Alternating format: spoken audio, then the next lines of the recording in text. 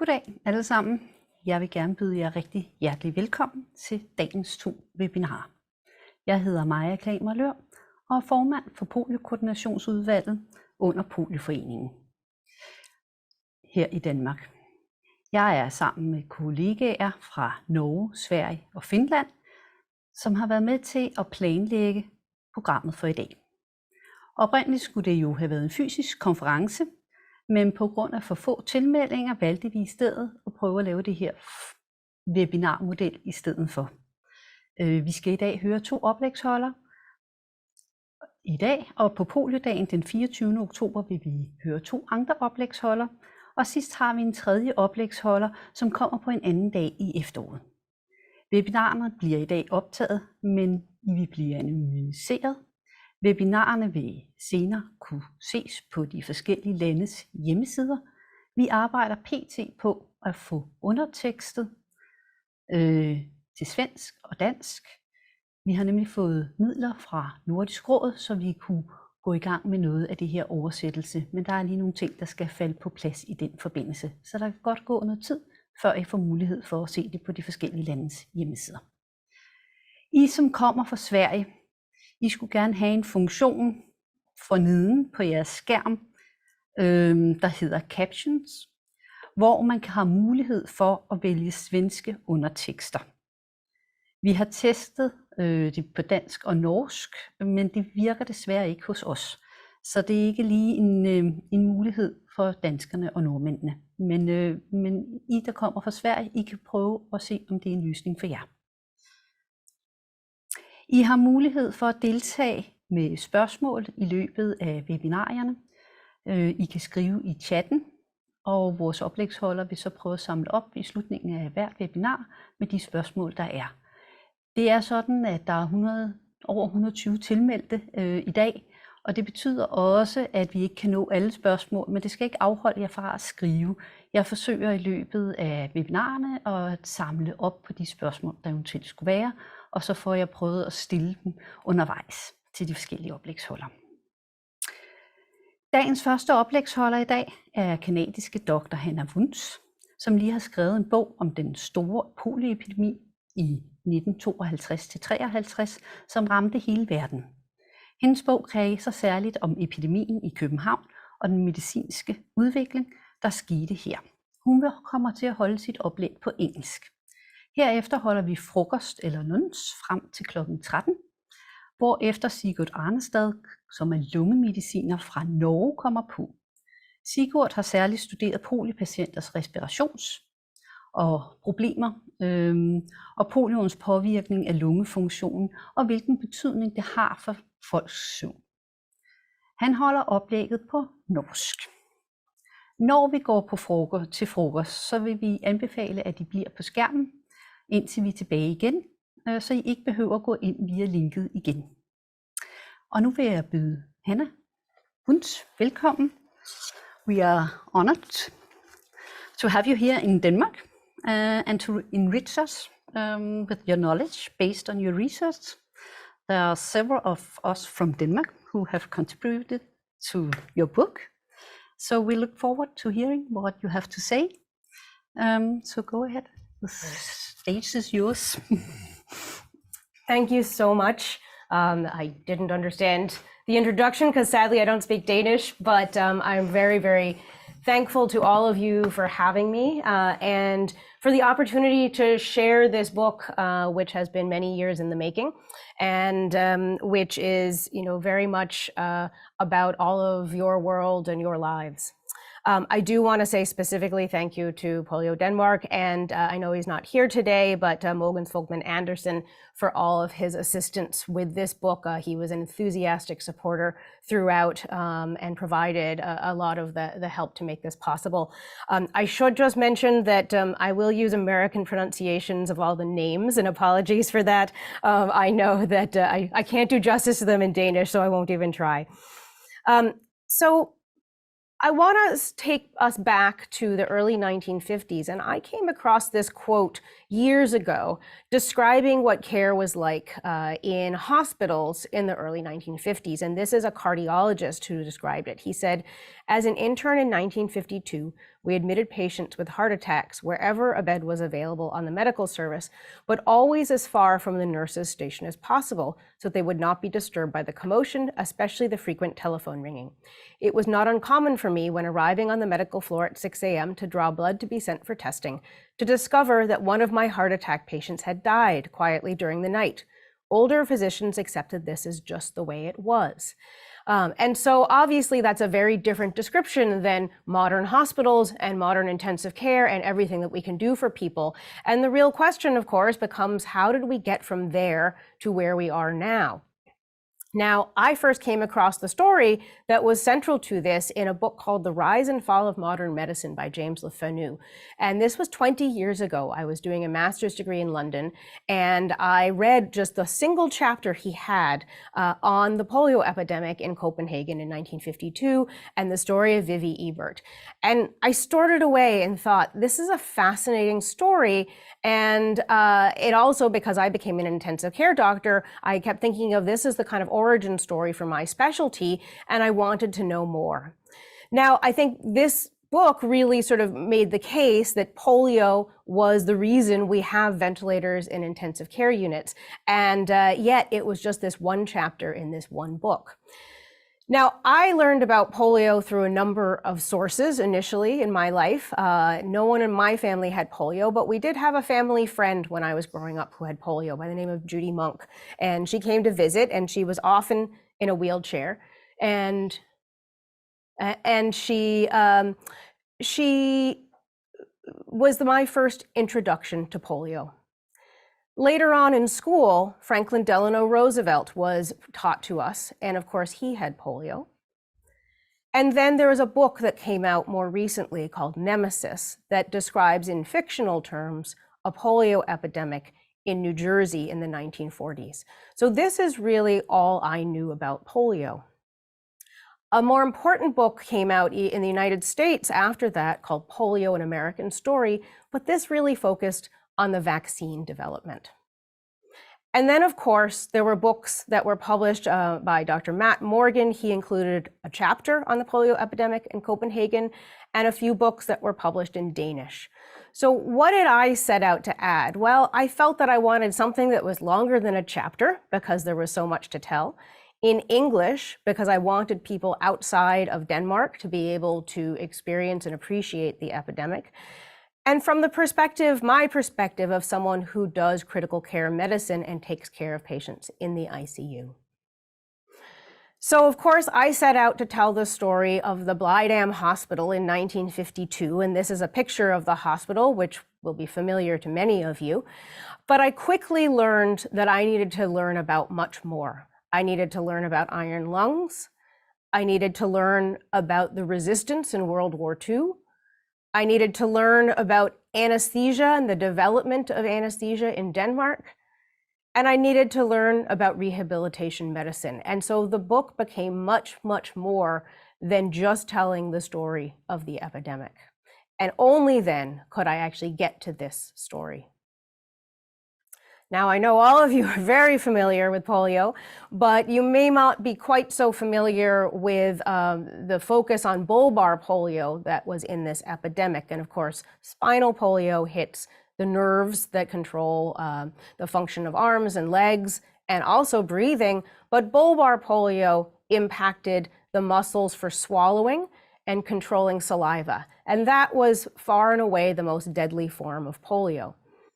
Now, in 1928, I had to go back and learn was when the iron lung was invented. And this was by Professor Philip Drinker, who's pictured here, and that is a cat in the picture.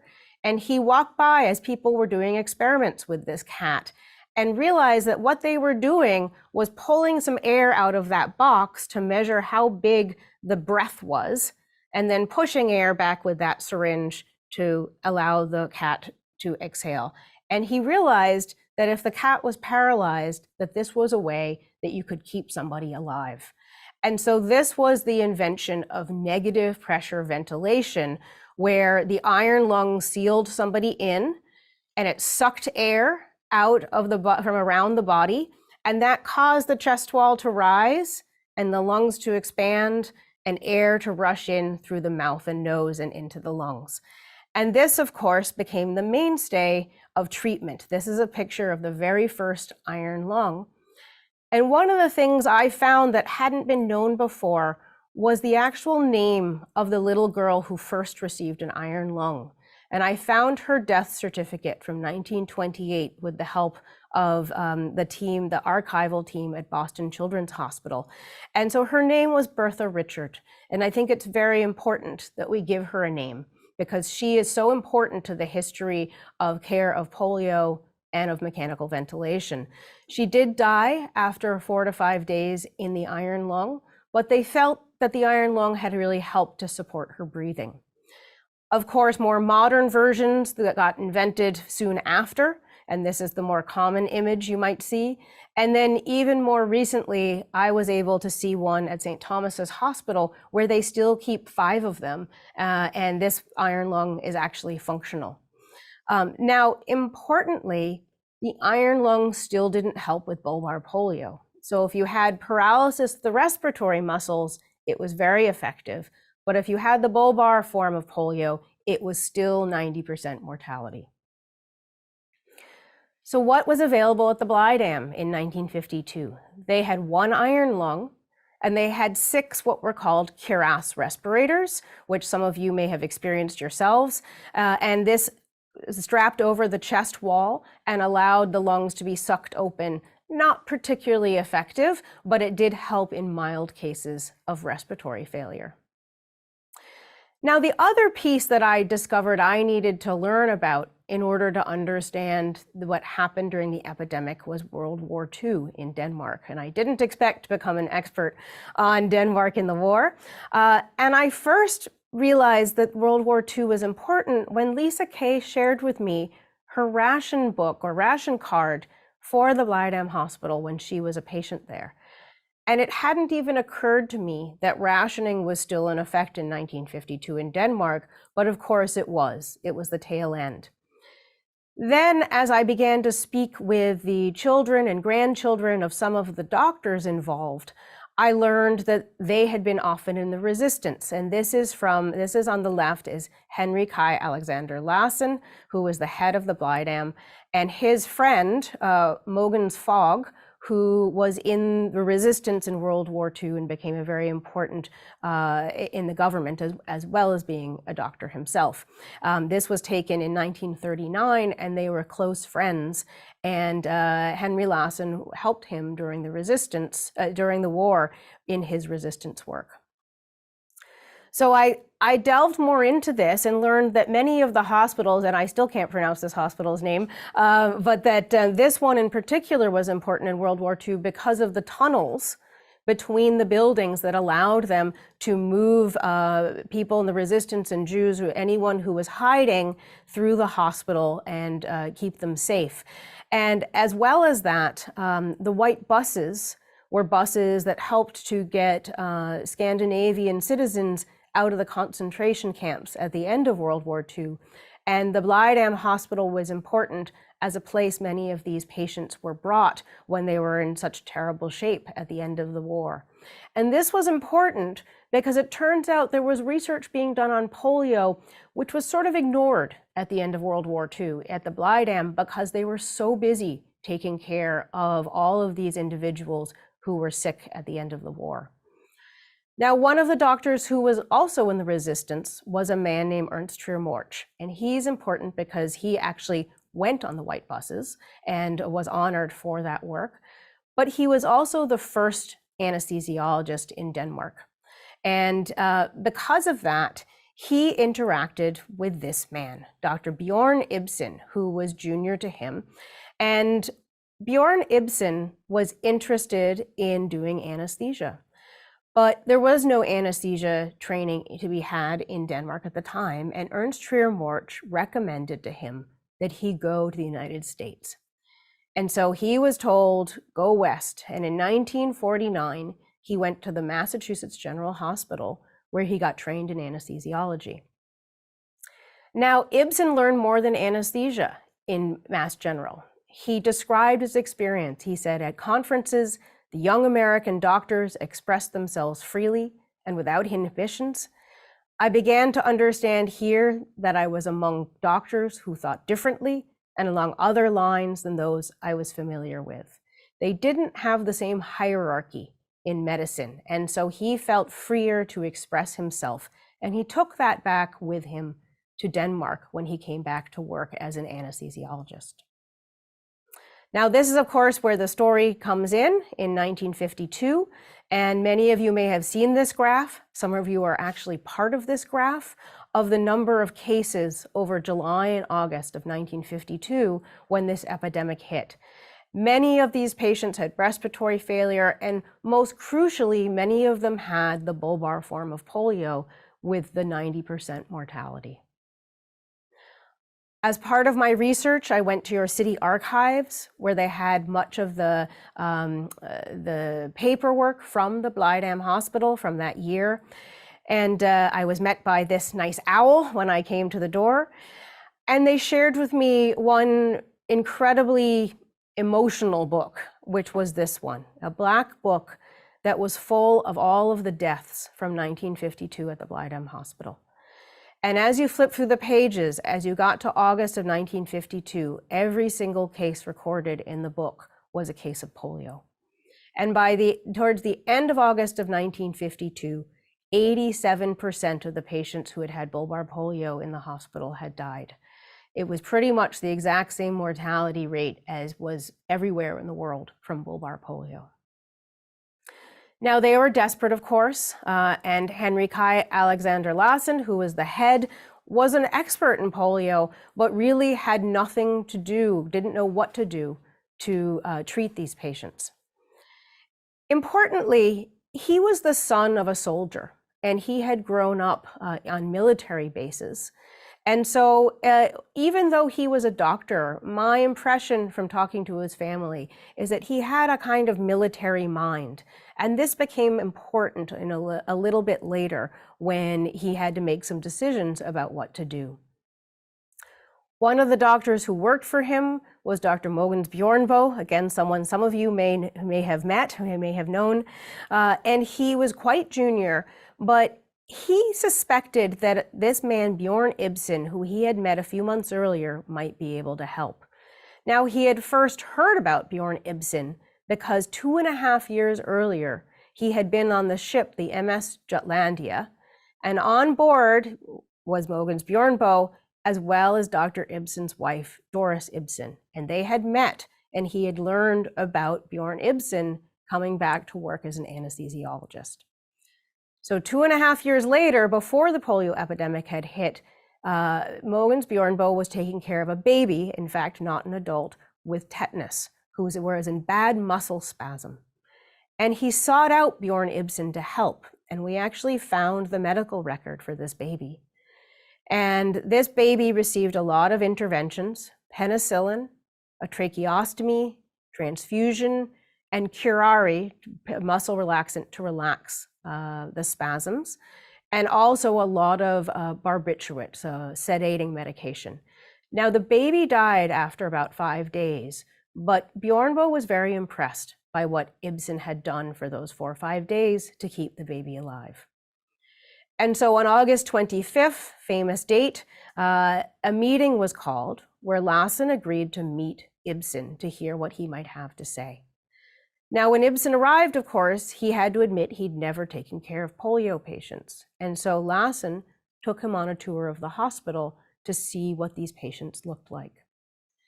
At the end of their lives, when they were close to death, they had high blood pressure, fast heart rate, they were twitching, confused, and clammy skin.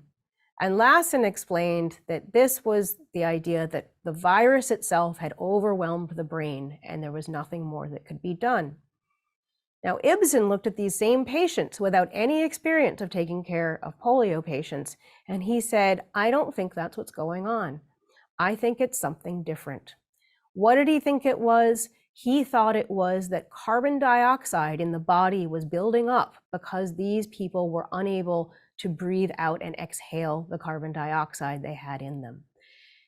He knew this because he'd been playing around in the operating room with a device called the Brinkmann carbovisor that measured the amount of carbon dioxide you exhale.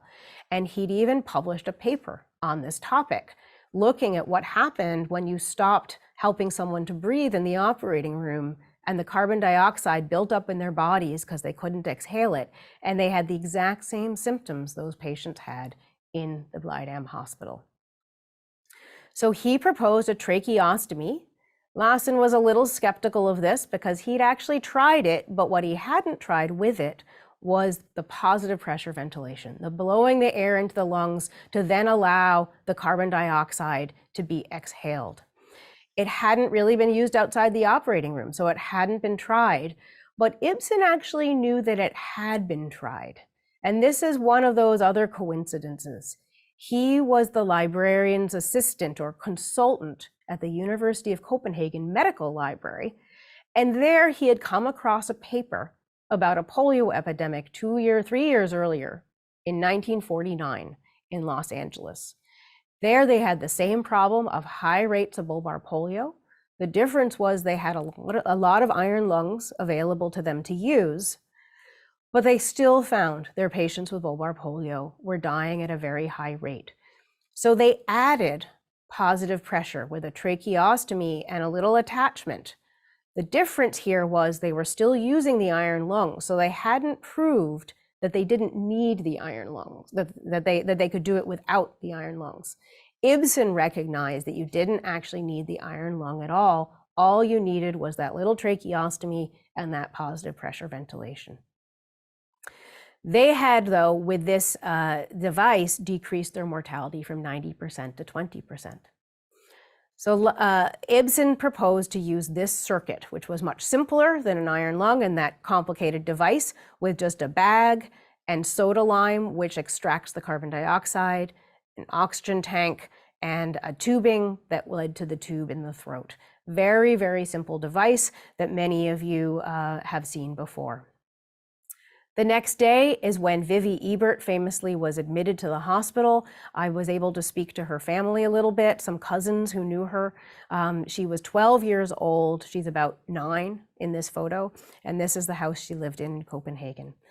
And the next day, on August 27th, Lassen rounded on her and she was dying, and he decided she would be the one that Ibsen would try this on. So they brought in an ENT surgeon to do the tracheostomy, and they brought in Ibsen and apparently about 20 other people in the room to watch. And they did the tracheostomy, but there was a little bit of bleeding, and he suddenly had trouble ventilating her. She was in what's called bronchospasm, meaning her lungs had sort of gone into a spasm. We have her record, of course. Unfortunately, it's now missing from the archive in Copenhagen. All we have is what was published previously from this, but he kept very detailed minute-to-minute records of her care. And he got worried. He said, now in a situation where we cannot perform ventilation because of her spasms and agitation, everybody left the room. They thought she was going to die. He actually did put her to sleep with pentothal, 100 milligrams, so that he could get her to relax. And then he was able to ventilate her and wrote, the patient is immediately warm and dry. It's a really dramatic moment, and the doctors involved describe it with so much emotion in terms of how scary this was. But it had worked. And Lassen, and this is where I give Lassen a lot of credit, he recognized that this was an important approach to try, and that now, since he'd seen it work on one patient, they were going to do it on every patient who had respiratory failure. You've all seen many of the photos, so I haven't put in a lot. Normally I include lots and lots of photos of this, but we have identified that this is in fact Vivi Ebert, this particular photo, with her mother in the hospital after the tracheostomy. I love this photo just because it really gives that sense of how close the medical students who were brought in became with the patients that they ventilated, hand ventilating 6 to 8 hour shifts. and the entertainment they provided as well. And I was able to meet one of those ventilators, one of the medical students who sadly died last year, but she was wonderful and shared with me her experiences. And she became an anesthesiologist because of her experiences in 1952. Some of you may already have seen the film footage, but it's really just remarkable to get to see what it actually looked like in film form. Of course, this isn't in the book. I wish it could be, but I think really gives a sense of how much the hand must have started to cramp and how stressful it must have been sitting there, making sure all this tubing didn't get kinked, and trying to give the right size breaths and for the right duration. And of course, this is not something we generally do when patients have tracheostomies now, but getting some milk. Of course, this led directly to not the invention of ventilators, but their proliferation. Ventilators had existed in form in some operating rooms in the world, but really none in Denmark, and certainly not to the degree that within a few years they became available.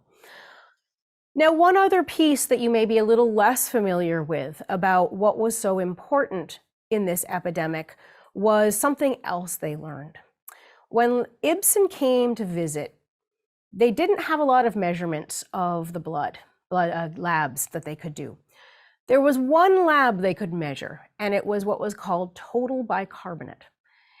And what they were measuring was actually all of that carbon dioxide buildup in the blood, plus the bicarbonate that's normally in the blood to buffer the acid in the blood. So Ibsen looked at these patients. He said, if you could check the pH, the acidity of the blood, it would be like lemon juice. It would be really acidic because all of that carbon dioxide is stuck in the bloodstream, and it's going to cause the pH to go very low. If it was the other way around, which is what they thought, the pH would be very high. They would have an alkalosis. And that's what they thought because they didn't understand the part about carbon dioxide.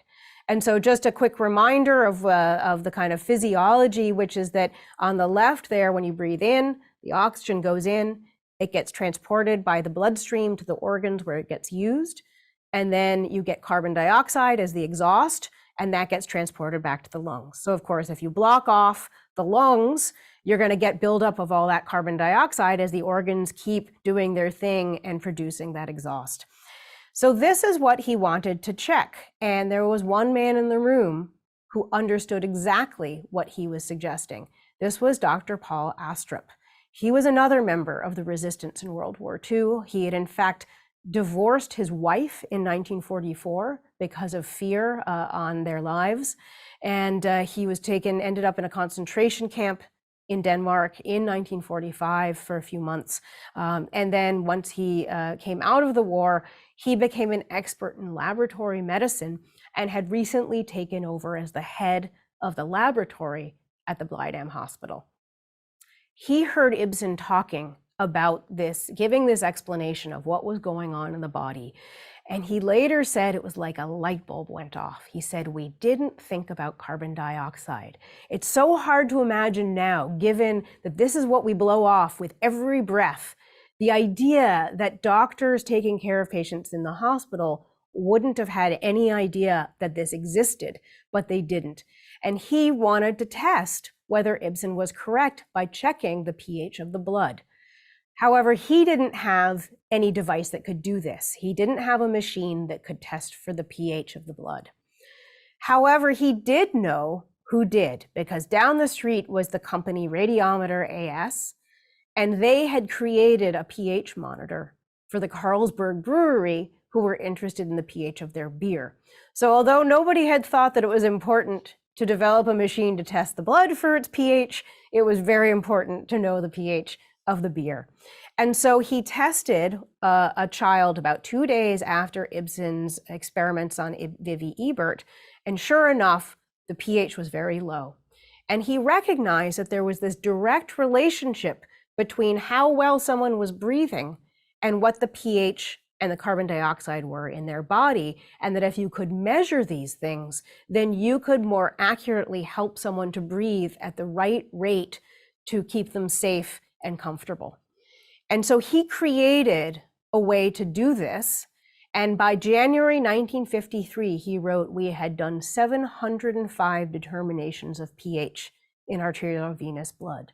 This became absolutely central to the care of these patients. And he created the way to do this so that it didn't take hours to get the results, but they could have the results quickly enough that they could then make changes at the bedside to how they were ventilating someone. And this is now a mainstay of care in intensive care units. And so you can go online and actually buy blood gas analyzers. They're pretty much in every emergency room and every intensive care unit and many operating rooms in the world. In Scandinavian countries, for a long time, they were referred to as astrips because of how important he was in their development. And now we mostly just ask for a blood gas if we want to know. But when I work in the intensive care unit, I order these absolutely every day. So going back to the epidemic data that I think all of you probably know well, but is still extraordinary, going from 87% mortality at the beginning down to about 36% mortality, and by the end of the epidemic down to 11% mortality. Really, really remarkable results. Now, Lassen lost no time in advertising this so that people would know about it. He wrote a paper in February of 1953 to tell the world about this. And then many, many people came to visit the Blydam Hospital and found this, again, remarkable footage at the tail end of the epidemic. And I show this to doctors all the time to say, look, you know, these are people who were on the earliest ventilators and they still found a way to take them out into the sunshine and give them an opportunity to smoke as well, something that I don't encourage the doctors now to do. But to me, there is such a humanity to this film showing the efforts, and it was obviously a lot of effort to get all of these individuals outside. You know, a lot of visitors came to see this. They were incredibly impressed by what was being done at the Blydam, by the skill of the nurses, by what the medical students had done, and also by the rehabilitation options for individuals at that time. Just a quick word about the nurses. This is a book that was written by an English nurse, Nursing and Treatment of Acute Anterior Poliomyelitis. She was an expert in polio, and she actually traveled to Denmark the following year in order to meet Miss Zelna Mollerup, who was the head nurse at the Blydam Hospital. And this entire, there's pages and pages and pages in the British Journal of Nursing describing her observations of the care of patients from both the kind of medical and nursing perspectives of the individuals at the Blydam. And for her, the really remarkable piece, of course, was the fact that without the iron lung, it was so much easier to care for patients who had respiratory failure. And this was a kind of revelation for her in terms of how simple care became and how many fewer people you needed to provide that care. This is a picture, there aren't many of the head nurse of the Blydam. Lassen wrote her a letter of recommendation for the Florence Nightingale Medal, nominating her a number of years later, and she did receive that award for her work. She went from about 200 nurses up to over 600 nurses at the height of the epidemic, and obviously had to train them also in all of the technical aspects of helping to support with the ventilation. Of course, the nurses also were heavily involved with the interactions with the patients and caring for patients. And what to me is remarkable about this image is we do the exact same thing now. We have those exact cards now, and we spend time pointing to letters, trying to communicate with our patients. And it is astonishing to me that that technology really hasn't changed in all of this time. Something for us to work on, surely, but also, again, I think shows the humanity and the importance they placed on trying to help individuals to communicate and not to just be ignored in the bed because they were paralyzed. Now, of course, Ibsen helped out in the polio epidemic, but he was not employed at the Blydam Hospital. And so the following year, he was in search for a permanent position. And the one he chose was at the Kommunehospitalet. He did not get the job at the university hospital he had wanted. That went to someone else, and there's a whole backstory that again goes back to World War II as to why he didn't get the job. But he chose to set up initially a post-operative care unit in these rooms here on the second floor. And initially, this was just for surgical patients who needed care after surgery during the daytime, but he had a vision. And within a year, in less than a year, he had turned this into what I consider the first modern intensive care unit. Why do I say that? Well, by December 1953, he had put in place all of these things. There was a dedicated area, incredibly important, 24/7 staffing, round the clock, blood gas analysis, just like Astrup had developed, invasive mechanical ventilation, and specialized nursing. All of this Ibsen really got from his experience with the polio epidemic. He also could provide other organ support and resuscitation, and he had a very high frequency, very frequent vital sign monitoring. And that really is something he took from his care of patients in the operating room during surgery.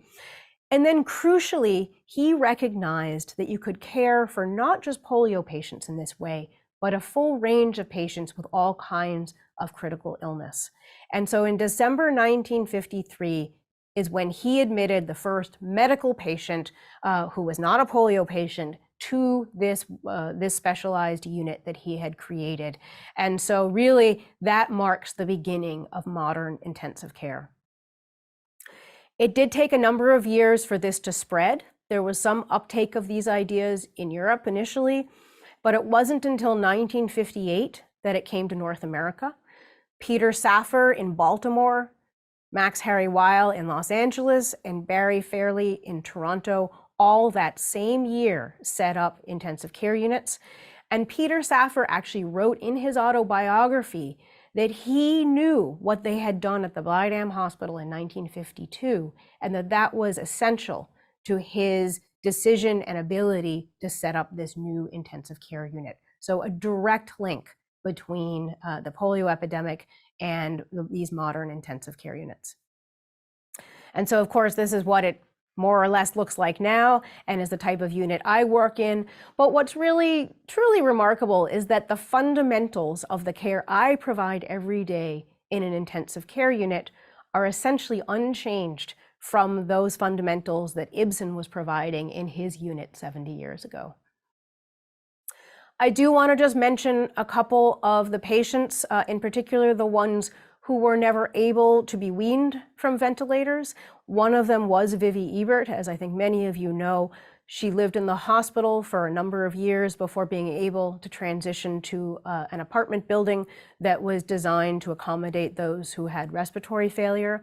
And then, a remarkable woman that again became quite famous in Denmark, Rosa Abramson, who lived in the same apartment building as Vivi, although we don't think they ever met, and of course wrote poetry about her experience of living in the hospital and being dependent on a ventilator.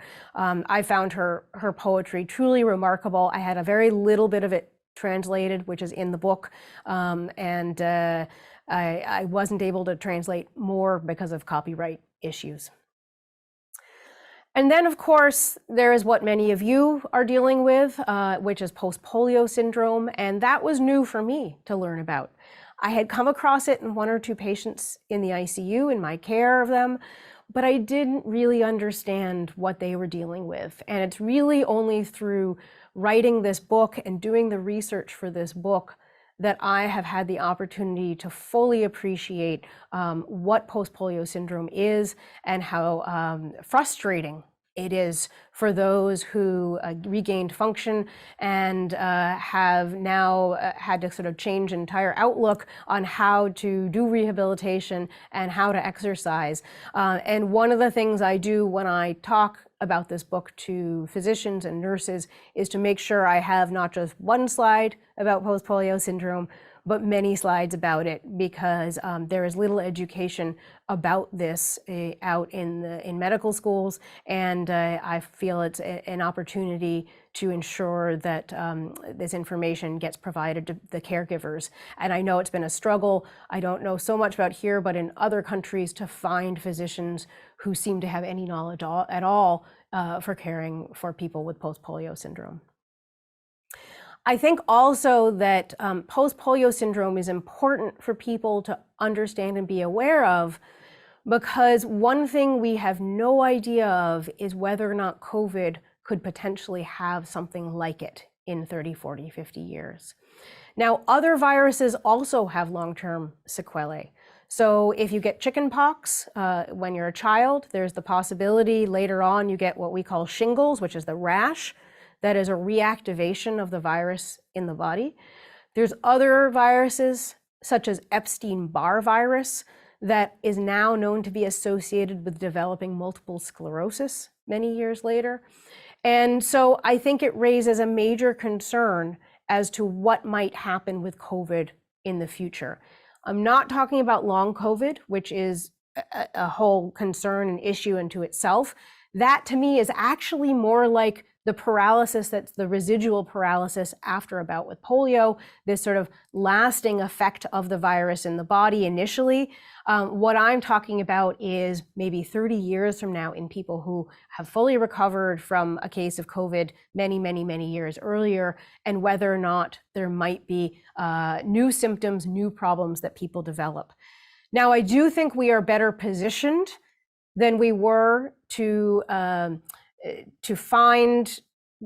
understand post-polio syndrome. You know, it was hard in the era when care was so fragmented for somebody to even recognize that post-polio syndrome was a thing. And I know many people had a big fight to sort of get it recognized.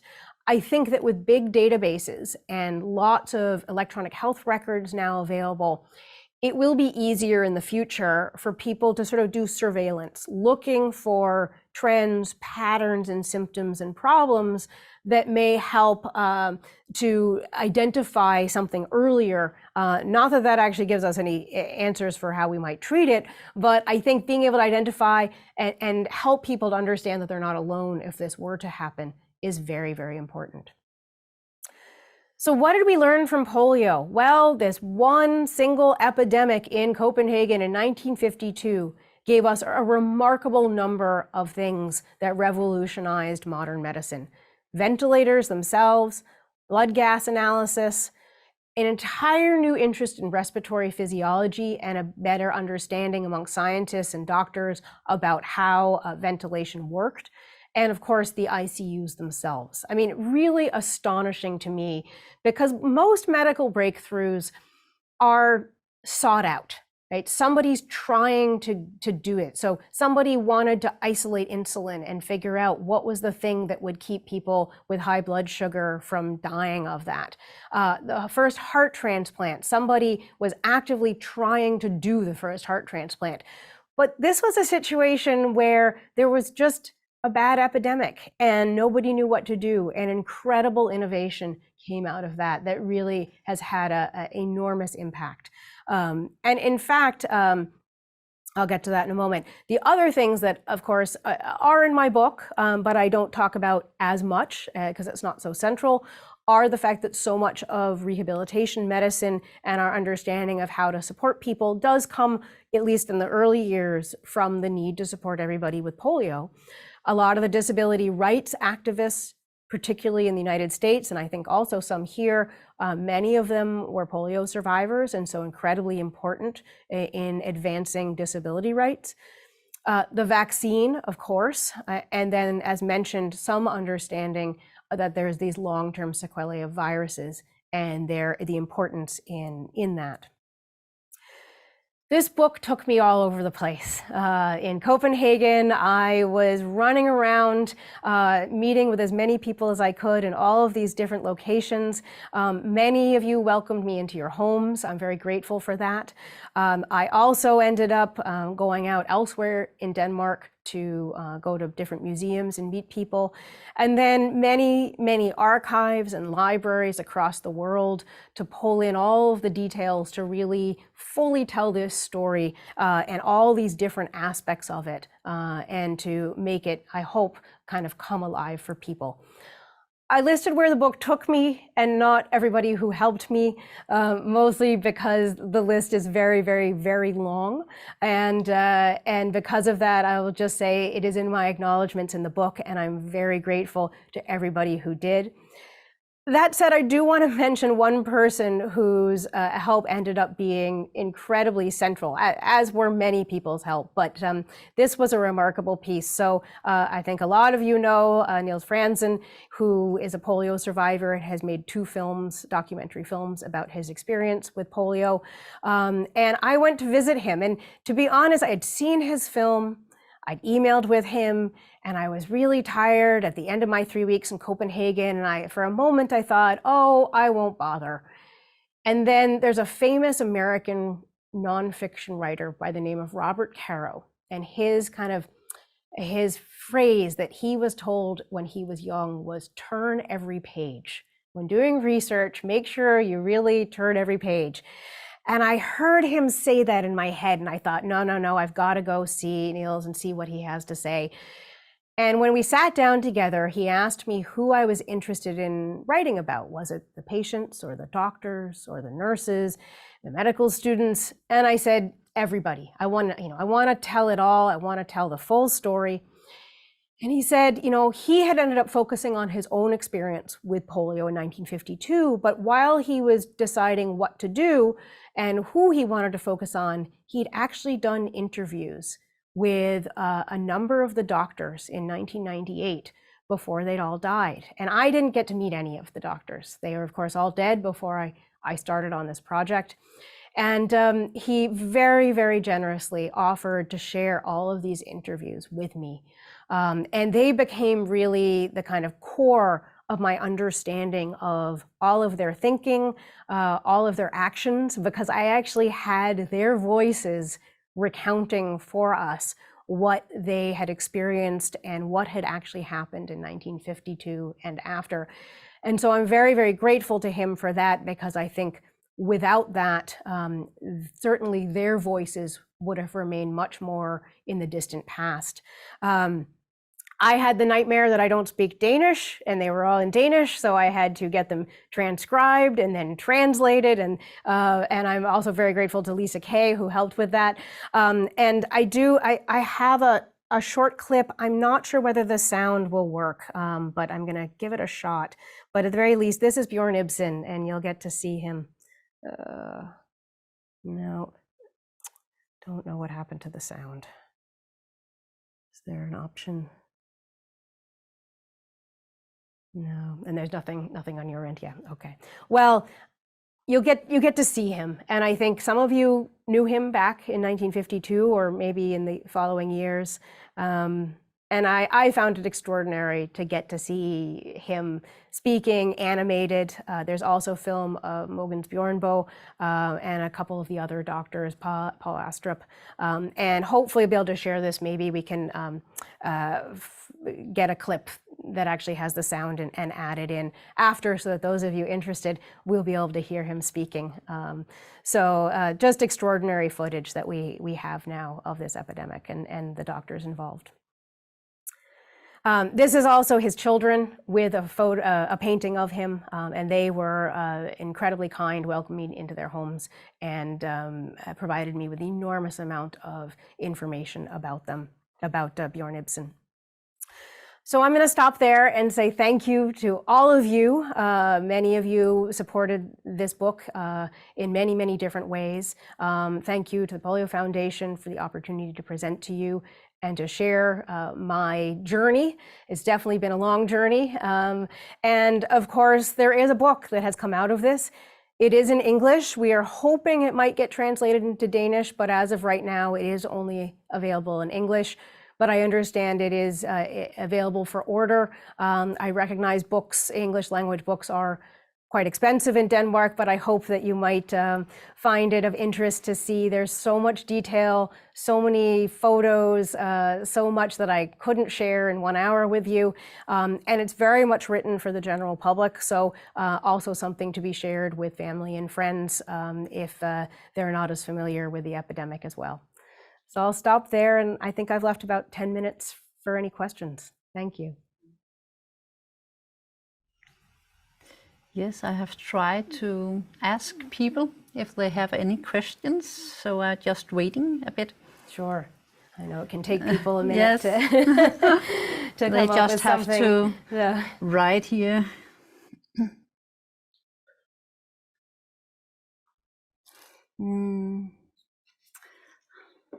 A lot of people thanking you for the... Oh, thank you.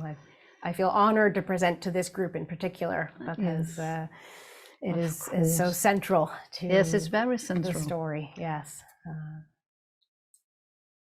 It's interesting to hear about all the things, the medicines, all these discoveries under the polio epidemic. How many things you use today? Yeah, for me, it was a real learning experience. Yes. Because I went into it thinking, right, I need to know about polio as a disease, and I need to know about ventilation. Yes. Right. And in my head, that was the whole story. Yes. And I was just astonished to realize how much polio had forced innovation in medicine, that this one disease had done all of this. And that is, I think, unusual. Right? A lot of innovation happens, of course, for all kinds of reasons, but to have one disease manage to do so much in so many different ways. So I ended up speaking with disability rights lawyers, with rehabilitation medicine specialists, with experts on World War II, and it was just this explosion of different directions that the book took me. Yes. And reflecting on the role of polio. And I do think fundamentally people do still think polio equals vaccine, right? Yes. And so to be able to get past that. The other extraordinary statistic is that it's estimated that the vaccine has probably saved about 1.5 million lives, many more from disability, but in terms of actual lives saved, that's the estimate since the vaccine came in. Intensive care as a concept has saved billions of lives over that time period. And so when you put it in that perspective, it's really kind of extraordinary that we focus so much on the vaccine story, which is still, but that there's actually this other story that is more important to the world. There's a question here about the use, what about post-polio? Do you know anything about research in post-polio? Yeah, there hasn't been a lot. I know there are a few trials that are ongoing. I went, not that recently, but I went to one of the trial registration websites, and there were a few studies that had been registered. I think it is an under-researched area, of course. I think it may get a boost from the long COVID situation. And the fact that because there's some similarities in terms of the symptoms people complain of, that this may allow some crossover in terms of the research.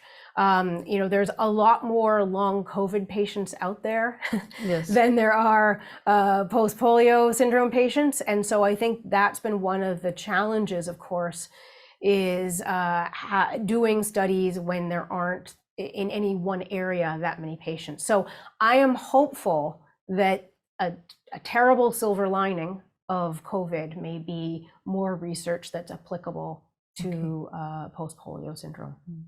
Somebody asking here, can you say something about the Swedish experience in 1953? Yeah, so so one thing is that Engström, who was a Swede, had a ventilator that was available in 1952, and he brought a couple of them to the Blydam Hospital. I can't remember if it was late 1952 or early 1953. And so they did provide support in 1952, and I think that's important to recognize. And then in 1953, it was a very different experience because they had invested in ventilators in Sweden because of what had happened at the Blydam. So when polio hit in 1953 in Sweden, they were prepared and didn't need students. They had the ventilators ready to go. And actually a team came from the Blydam Hospital, including the head nurse, took a bunch of experienced nurses up there to help out in 1953. So their mortality rate in 1953 was way, way, way lower than it was in the early period at the Blydam because of learning from what had happened there. And of course, it also occurred in other parts of Denmark, and I know, not just in Sweden the following year. Yeah. So it works very fast? Yeah, so as mentioned, that there was some uptake very quickly in and around Denmark, as people recognized, and there was such a close relationship with Sweden in particular, that there was sort of an agreement to provide support in both directions, and that was very much in use. They provided supplies as well as the ventilator in 1952, and yes, they learned very quickly and were ready the following year. It's really remarkable that they were able to so quickly learn what they needed to ensure the safe care of the polio patients the following year. What about the rest of Europe? Yeah, so did they learn? It was slower by, I'm going to get my years wrong. It is in the book, but in Paris, an ICU opened relatively soon after. In fact, there was a unit named after Henry Lassen that opened. That was initially, it was supposed to be focused on the polio patients, but they quickly realized, particularly when the vaccine came in 1955, that they weren't going to see that many polio patients.